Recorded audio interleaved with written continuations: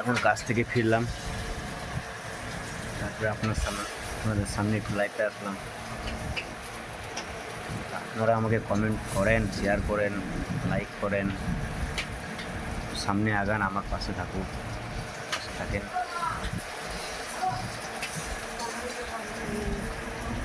কিছুই তো দেখছি না ভালো, আমার দিকেও দেখেন।